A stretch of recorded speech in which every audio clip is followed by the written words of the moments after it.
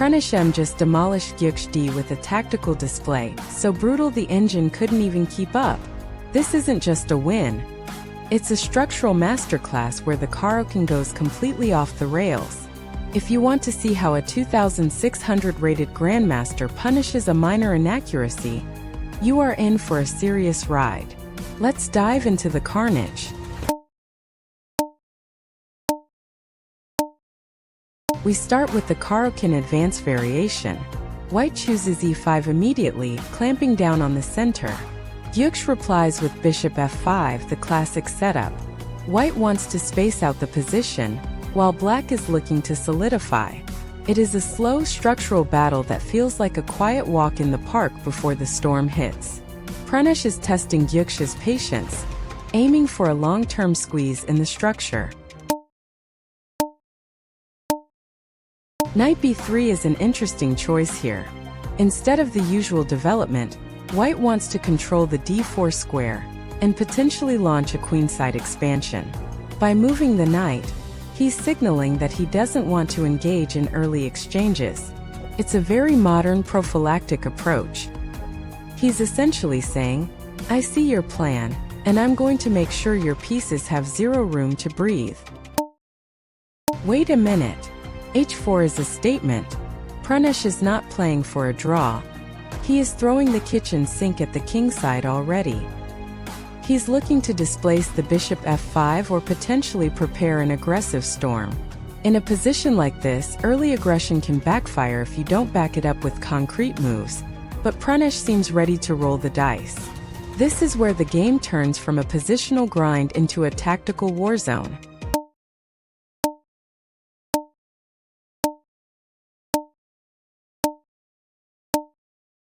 Knight takes c5. Pranesh simplifies the position in a way that creates an isolated c5 pawn.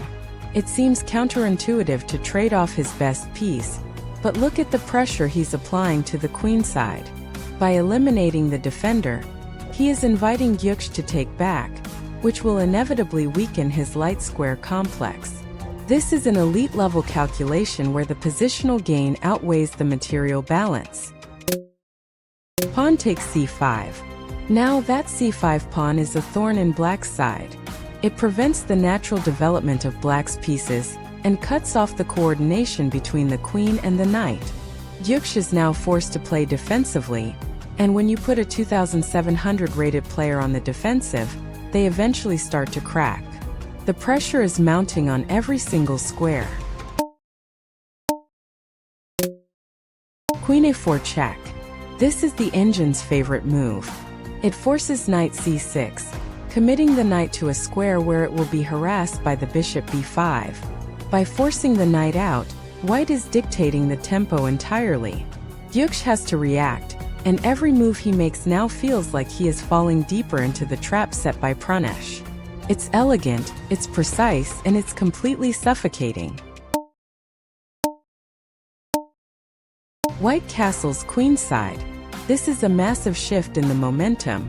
Pranesh is saying, I don't care about my king's safety as much as I care about your destruction. He's aiming for a direct onslaught down the d-file and the open lines. Gukesh has to be extremely careful here. Any slip up, and the rook on d1 is going to start terrorizing the entire board.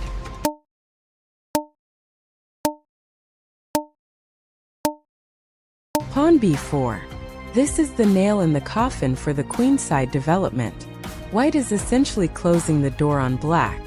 He's creating a wall of pawns that makes it impossible for black to find any counterplay.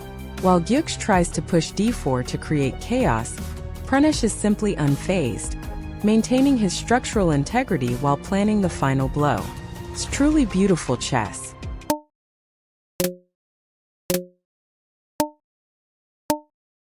Bishop d2 is a masterclass in quiet improvement. Before launching the final attack, Pranesh brings his last dormant piece into the fray. He connects his rooks and stabilizes his position. It's the kind of move that seems boring, but it's actually the backbone of his entire winning strategy. He knows the win is coming. He's just gathering all the resources before he delivers the execution.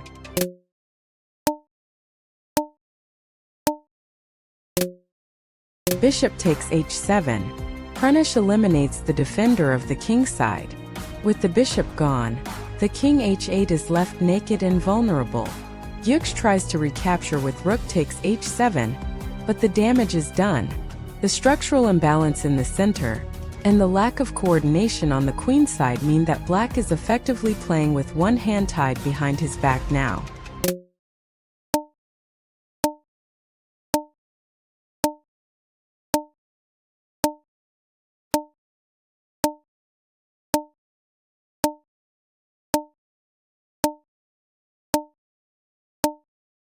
Knight c5.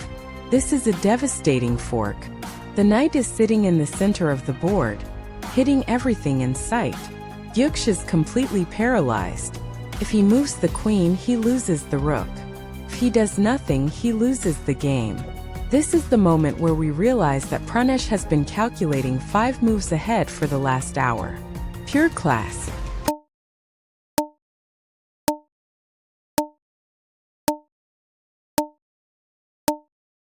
Rook b3 is the final blow. Gukesh is forced to play queen takes f4, trading his queen for the bishop, but it doesn't matter. The tactical sequences that follow are just formalities. Pranesh has calculated everything, and there is no escape. The engine evaluation is skyrocketing for white here.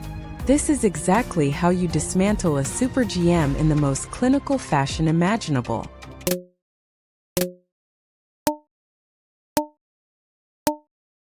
And with move 39, Gukesh realizes the game is lost. The coordination is broken, the material is lost, and the king is exposed. A resignation is the only respectful outcome. Pranesh M has played a flawless, aggressive, and highly instructional game. This is a performance that will be studied in clubs for years to come. Absolutely incredible! Make sure to hit that like button and subscribe to Chess 64 Elite Academy right now for more elite chess content.